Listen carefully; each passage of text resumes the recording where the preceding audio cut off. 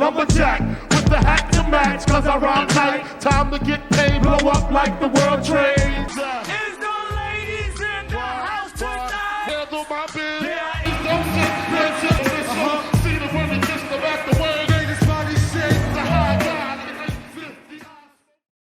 Biggie Smalls, better known by his stage name, the Notorious B.I.G., was a pioneer of East Coast gangster rap and a beloved figure in the hip-hop community. On March 9, 1997, he was fatally shot. Christopher Wallace was also known as the Notorious B.I.G. His life was cut tragically short. His murder, which occurred in Los Angeles in 1997 when he was 24 years old, remains unsolved to this day. In the early 1990s, the G-Funk sound, popularized by Dr. Dre and Death Row Records from the West Coast, surpassed the East Coast and its progenitor, New York's own Smalls. Smalls shifted the focus back to New York and his label home, Bad Boy Records, thanks to his commanding baritone, smooth flow on the mic, and willingness to talk about the fragility and harshness of the hustler lifestyle. He fancied himself a mobster, and while he was certainly not without fault, he was more of a showman than a hardcore criminal. He was in many ways like his former buddy and fierce opponent Tupac. The two rappers' feud tragically went out of hand, with neither man surviving to tell the tale. The 21st of May, 1972 found a baby boy named Christopher George Latour Wallace being born in Brooklyn, New York. Both of his parents were natives of Jamaica. His mother Valletta was a preschool teacher, and his father Selwyn was a welder and local politician. Valletta took two jobs to put Biggie through the Roman Catholic Bishop Laughlin Memorial High School, whose notable graduates include Rudy Giuliani and former Primark CEO Arthur Rand, after Selwyn abandoned the family when Biggie was only 2. Rappers DMX, Jay-Z, and Busta Rhymes are all graduates of Biggie's old high school, although he eventually moved on to George Westinghouse Career and Technical Education High School. Biggie was an English whiz, but he frequently skipped school as a teenager and eventually dropped out of Westinghouse. Acquiring the childhood nickname Big because of his plus-sized girth, he began selling narcotics at 12, according to an interview he gave to the New York Times in 1994, hustling the streets outside his mom's apartment on Street James Place. Since Valletta was at work all day, she had no idea what her kid was up to. After dropping out of school, Biggie increased his drug trafficking and quickly found himself in legal problems. After being caught for weapons possession in 1989, he received a 5-year probationary term. He was arrested again the following year for breaking probation. The following year, he was arrested on drug trafficking charges in North Carolina and reportedly spent 9 months behind bars before posting bail. As a young man, Biggie started rapping to make money and gain popularity in his community.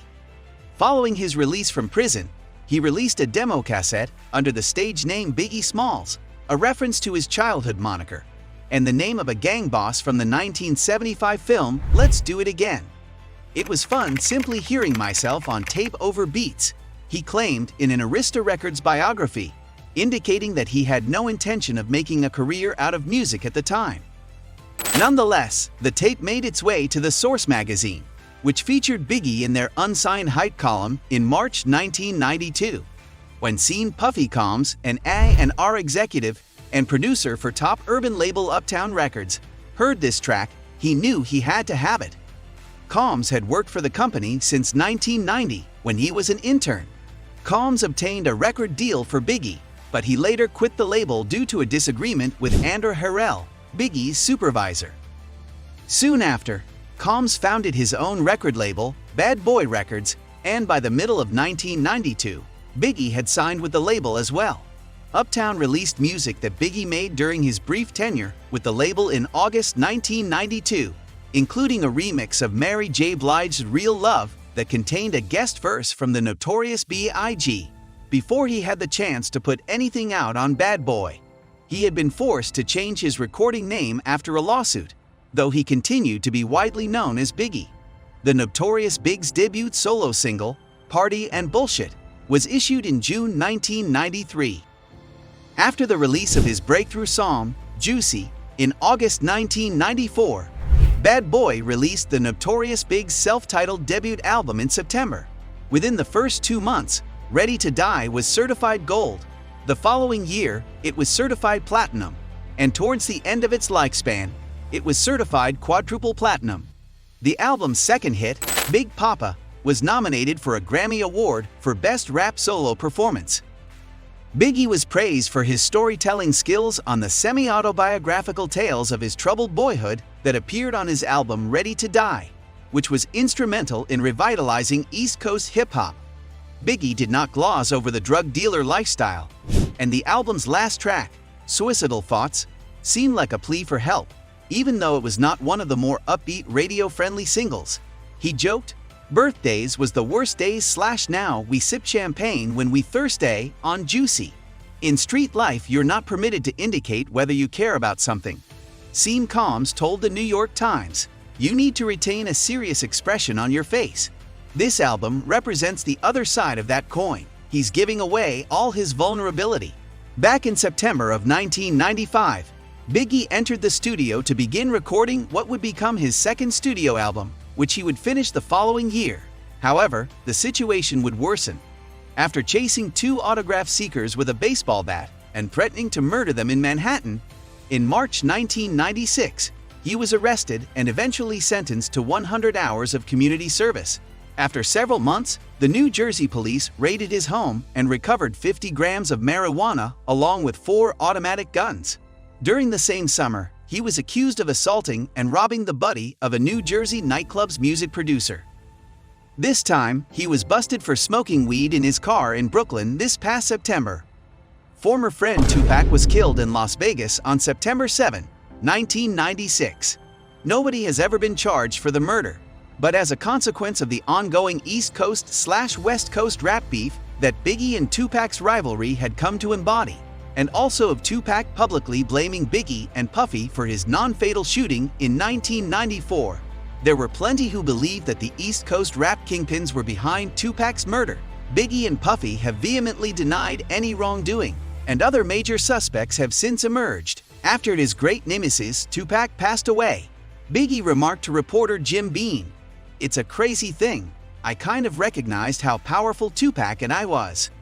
We 2 lone individuals got into a fight on the coast.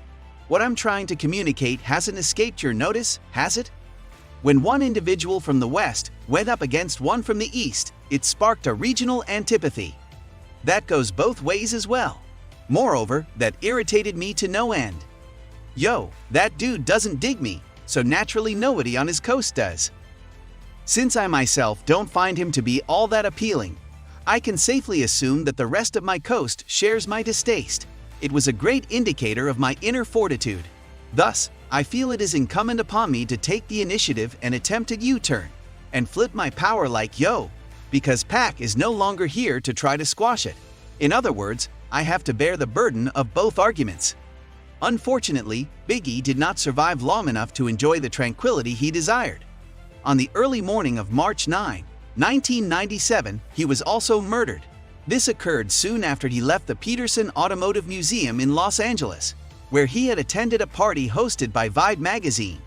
During the time that Biggie, his bodyguard, and Lil Cease were sitting at a red light in their SUV, another car came up alongside them, and a gunman began fire. Biggie was taken to the hospital by his security, but it was too late. The murder of Biggie Smalls, like that of Tupac, will never be solved. There couldn't be a final resolution. Biggie, like Tupac, would posthumously release a double album. In Biggie's case, the album came out just 2 weeks after his death, released by Bad Boy with the morbid title Life After Death on March 25, 1997. Album features guest appearances from Puff Daddy, Jay-Z, 112, Lil Kim, Maze R. Kelly, Daryl DMC McDaniels, and Angela Winbush. It was up for 3 Grammys: Best Rap Album, Best Solo Rap Performance for Hypnotize, and Best Performance by a Duo or Group for Mo Money, Mo Problems, which also featured Puff Daddy and Maze. After selling over 10 million copies, the album received a diamond certification in the year 2000. Many hip-hop fans saw Biggie's murder as an act of retaliation, and on the album track, Long Kiss Goodnight, Biggie seemed to continue the rivalry from beyond the grave. The song seemed to be about the time Tupac was shot in New York but survived. When my men bust, you just move with such stamina/slugs missed you, I ain't upset at ya. However, XXL, a hip-hop publication, claims that the song was recorded before Tupac was murdered. Whatever the reason, Biggie's untimely death marked the end of the East Coast versus West Coast rap rivalry. Things were out of control. Both of these legendary rappers had passed away. The reputation of hip-hop was tarnished. Not one person wanted more. On March 18, 1997, Lil' Kim, Mary J. Blige, Run DMC, Busta Rhymes, Foxy Brown, and other famous musicians attended Biggie Smalls' memorial service at the Frank E. Campbell Funeral Chapel in Manhattan. Biggie's body, clad in a white suit, rested in an open mahogany coffin. His cremation took place after the funeral, but the world would not go silent on Biggie Smalls forever. On Puff Daddy's No Way Out album from 1997, he appears on no less than 5 tracks. The album's tribute hit, I'll Be Missing You, beat out Biggie's own Mo Money Mo Problems, which was also nominated for Outstanding Rap Performance by a Duet or Group in 1998, and went on to win the Grammy. Born Again in 1999 and Duets, the final chapter in 2005 used previously unheard songs and featured a slew of guests like Eminem, Jay-Z, Mary J. Blige, and weirdly, Bob Marley, also deceased, and the metal band Korn. A biography starring Jamal Woolard as Biggie Smalls earned $44 million worldwide in 2009. Woolard is an actor, rapper, and comedian.